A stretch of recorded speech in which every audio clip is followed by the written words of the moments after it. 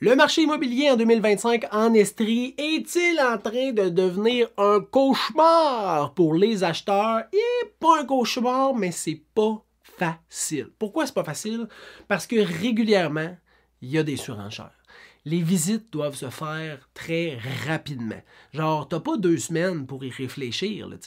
Ça se peut que tu visites le mercredi, puis le vendredi matin, il y a 2 offres de déposer, puis il faut que ça soit répondu avant le vendredi soir. Ça laisse un petit stress, là. C'est pas beaucoup de temps pour acheter une propriété, réfléchir, puis faire ça sécuritairement. Il n'y a pas beaucoup d'inventaire.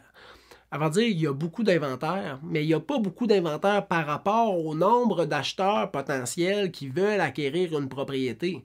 Puis les loyers sont chers. Fait que les gens veulent pas rester locataires, ils font comme Chris.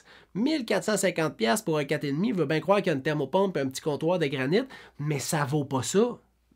Ça vaut ça parce que c'est ça présentement sur le marché, ultimement. C'est plate, mais c'est ça. Fait que est-ce que c'est en train de devenir un cauchemar?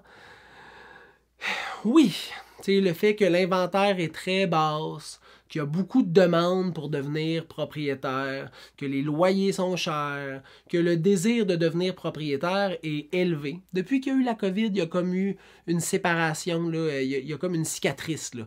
Les gens qui étaient pognés en ville et qui ne pouvaient pas sortir, qui n'avaient pas de café, qui n'avaient aucune activité, rien que du béton et des petits parcs. Les gens ont comme fait « J'aimerais ça avoir un terrain, être capable de me lancer le ballon avec mon fils. » Ce traumatisme-là qu'on a eu durant la COVID, il est encore excessivement présent. Est-ce que c'est en train de devenir un apocalypse pour les acheteurs de se lancer dans un projet d'achat? C'est pas facile.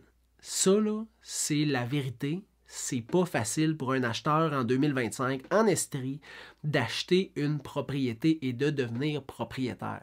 Par contre, il y a une façon de faciliter ton acquisition et c'est de te prendre un professionnel pour t'aider. Puis pas n'importe quel professionnel, pas le professionnel du coin, là, pas quelqu'un qui t'est nécessairement référé par ton père parce que 20 ans, il a acheté sa maison puis c'était bien good avec cette personne-là. Prends quelqu'un en qui tu as confiance. Challenge-le un peu sur sa connaissance du marché dans lequel tu t'en vas. Est-ce qu'il connaît les délais de vente moyens, les prix de vente versus les prix affichés? Est-ce qu'il est capable de t'expliquer un peu pourquoi le pourcentage de négociation moyen est à 3% dans le secteur? Est-ce que c'est vraiment représentatif? Y a-t-il des offres multiples et des surenchères régulièrement? Tout ça, là, c'est des informations que tu peux demander à ton professionnel. Puis là, après ça, tu fais comme, clairement, lui, il sait de quoi il parle. J'ai confiance. On se lance avec lui. Puis là, tu fais des visites avec lui, puis tu vois comment il interagit dans une propriété aussi. Puis il est capable de te faire voir ce que tu ne vois pas nécessairement, puis que tu ne penses pas à regarder dans une propriété.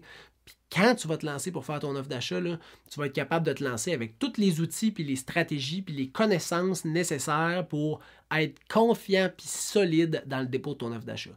Ça, là, c'est le genre de professionnel que tu as besoin. Ça va t'aider à ce que ça ne soit pas un cauchemar acquérir une maison en Estrie. Je te le confirme. Si tu as des questions, tu peux tout le temps m'écrire au info@serviceimmobilier.ca ou aller au serviceimmobilier.ca et m'écrire directement. Ça va me faire plaisir de t'aider. Notre objectif, c'est ça, vous aider. N'hésitez pas, puis faites-nous signe. Je vous souhaite une bonne fin de journée. On se revoit bientôt. Bye bye!